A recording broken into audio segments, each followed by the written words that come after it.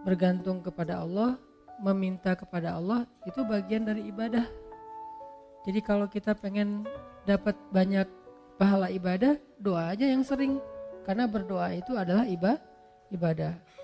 Dan Nabi yang paling banyak berdoa itu salah satunya Nabi Ibrahim. Dan kita baca di dalam Al-Quran gimana doa-doa Ibrahim yang sangat luar biasa. Sehingga Ibrahim dikenal dengan istilah Awwahun, hamba yang awwah. Arti awwah itu da'a, arti da'a banyak berdoa. Jadi kalau Ibrahim aja Allah sayang banget kepada beliau karena suka berdoa, berarti doa itu adalah ibadah. Dan Allah gak akan repot sama sekali kalau kita minta. Request kita sebanyak apapun ke Allah gak repot sama sekali. Bahkan kadang-kadang kita meminta sesuatu yang menurut logika kita udah gak mungkin, buat Allah juga bukan sesuatu yang berat. Gak akan Allah terganggu, kamu kalau minta ngira-ngira dong gitu.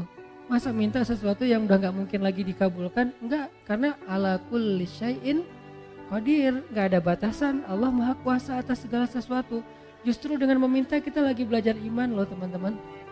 Meminta itu belajar iman, kayak kita lagi mau jalan, naik kendaraan atau naik pesawat, begitu dia mau take off, Bismillahirrahmanirrahim, ya Allah mudah-mudahan selamat kalau bahasa kita ya. Itu kan belajar bergantung ke Allah. Justru orang yang gak meminta ke Allah, gak bergantung ke Allah, itu istighna, sombong. Memangnya kita yakin take off ini akan berhasil, akan sukses. Apalagi landing, itu lebih berat lagi tuh. Selalu deg-degan saya kalau udah landing. Apalagi kalau yang misalnya pesawatnya agak kecil, terus cuacanya gak bagus, landingnya sampai gak terlalu mulus gitu, itu kan resikonya tinggi. Sehingga pas lagi landing, doanya mungkin 3 kali lipat pas dari take off gitu. Kalau take off doanya subhanallah sakharana haza, kalau landing sampai yasinan, ayat kursi, ar-rahman.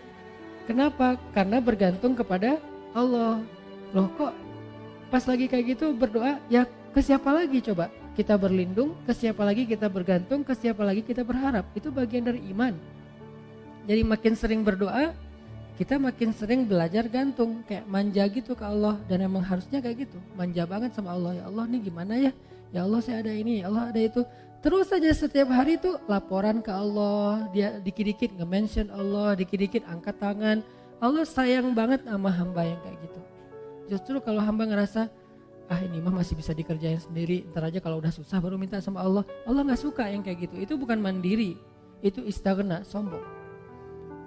Masuk hal yang sepele aja minta ke Allah. Nabi bilang mintalah kepada Allah walaupun garam. Garam aja mau masak minta ke Allah, walaupun sederhana mungkin bahasanya. Ustadz, garam itu bukan minta ke Allah, beli ke warung, ke Alfamart, bukan minta ke Allah. Mungkin beli bisa juga dapat garam dengan seizin Allah pastinya. Tapi kita jadi gak belajar iman, kita jadi gak dapat pahala. Apa susahnya sih tinggal bilang ya Allah ini kurang garam, Bismillah, jalan aja nyari garam. Dapat garam, ada 2 orang, yang satu beli garam di warung tanpa Bismillah, yang kedua beli garam di warung dengan Bismillah. Dua-duanya dapat garam, tapi yang kedua dapat plus pahala, iman, makin disayang sama Allah. Siapa tahu lewat masakan yang dia masak dengan Bismillah itu rasa cinta Allah tanamkan dalam hati suaminya. Kalau belum punya suami, siapa tahu itu calon mertuanya. Kan kata Nabi, di balik nama Allah selalu ada kebaikan kan? Jadi kalau kita bilang Bismillah gak ada ruginya. Tinggal kita bilang, ya Allah kurang garam, Bismillah, cari aja garam di warung. Yang kedua dianggap, itu mah gak perlu Bismillah juga dapat. Yang namanya garam gampang carinya.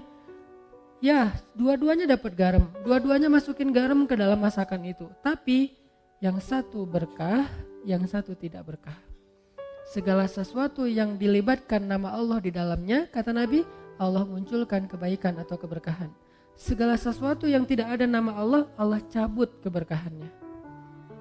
Jadi bukan hanya masalah makanan yang kita makan teman-teman, tapi apa kebaikan setelah itu yang kita dapetin. Sehingga kalau misalnya kita ngerasa mampu pun secara logika sederhana, mudah, tetap pakai nama Allah. Tetap minta sama Allah. Karena yang kita minta bukan yang mudah itu doang, tapi apa yang setelah itu. Kita jalan naik motor, cuman dekat doang ke rumah teman atau kemana gitu yang mungkin bahkan Kadang-kadang nggak perlu takut ada razia atau apa, karena terlalu dekat gitu. Atau di kampung nggak pakai helm juga, walaupun ini bukan saya nggak nganjurin ya. Kan banyak tuh realitasnya kayak gitu ya. Lupa bismillah, giliran yang jalannya biasa pakai razia. Bismillahirrahmanirrahim, bismillahirrahmanirrahim, la haula wala quwwata illa billah. Auzubillahi min polisi misalnya.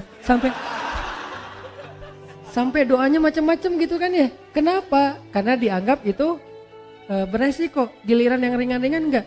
Jangan lihat itunya doang, lihat apa setelahnya. Jangan-jangan pas kita nggak baca bismillah, emang nggak ada kejadian apa-apa, tapi kita lupa, mungkin harusnya kita dapat kebaikan loh. Tapi gara-gara nggak baca bismillah, kita nggak dapat kebaikan, walaupun nggak dapat musibah. Siapa tahu pas lagi kita jalan, harusnya tadi Allah udah naruh, kayak kita main game kan suka ditaruh kayak bonus-bonus gitu, nyawa atau apalah ya. Terus kalau pas lewat nyamber dapat naik itunya nyawanya, dapat 1 strip, dapat 2 strip. Nah, kalau nggak baca bismillah kita nggak dapat itu, tapi pulang tetap selamat. Akhirnya kita pikir nggak ngaruh juga nggak baca bismillah. Enggak, jangan lihat kejadian itu aja, tapi lihat apa setelahnya. Siapa tahu dengan baca bismillah, bukan siapa tahu sih, yakin dengan baca bismillah kita dapat kebaikan yang kita min haitsu la yahtasib, yang kita nggak pernah tahu, nggak pernah duga. Yang kayak cerita saya dulu dapat, alhamdulillah beli rumah gara-gara sholat asar di masjid Cihanjuang yang sekarang dekat rumah. Kenapa bisa kayak gitu? Mana saya tahu ada yang akan jual rumah di masjid lagi sholat asar. Kalau bukan karena Allah yang ngatur banget kan segala sesuatu teh. Jadi minta sama Allah. Berharaplah kebaikan-kebaikan sebanyak apapun dari Allah, itu gak ngerugiin Allah.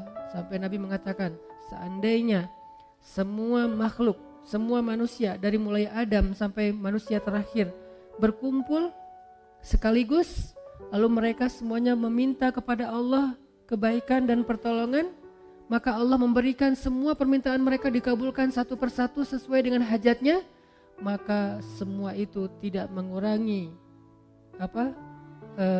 kebesaran Allah, walaupun sekecil 1 tetes air yang dicelupkan dengan ujung jarum ke dalam lautan, sama sekali gak berkurang. Apa repotnya buat Allah? Ini berhala udah ngumpul semua, bukan sealatif loh. Dari Nabi Adam sampai manusia terakhir ngumpul, numplek semuanya, ya Allah, ya Allah, ya Allah, semuanya teriak minta kepada Allah, dan Allah kabulkan satu-satu masing-masing dikabulkan sampai beres hajatnya. Itu enggak mengurangi kebesaran Allah walaupun seujung kuku sekalipun atau seujung jarum sekalipun. Jadi keliru kalau kita memahami seolah-olah Allah jadi repot gara-gara kita minta terus. Gak enak minta sama Allah terus, mending kita beribadah aja, jangan banyak minta, malu. Enggak, justru Allah kalau kita minta, Allah malu gak ngasih.